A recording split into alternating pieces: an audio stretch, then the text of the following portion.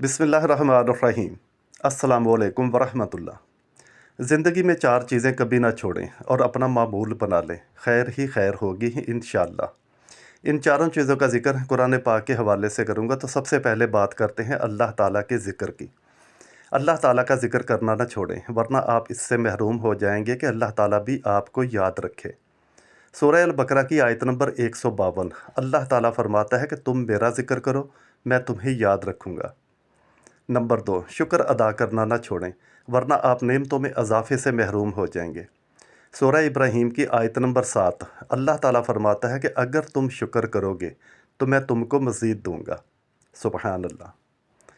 तीसरी बात यह है कि दुआ करना ना छोड़ें, वरना आप कबूलियत से महरूम हो जाएंगे। सूरह अल मोमिनून आयत नंबर 60, अल्लाह ताला फरमाता है कि तुम मुझे पुकारो, मैं तुम्हारी दुआ कबूल करूँगा।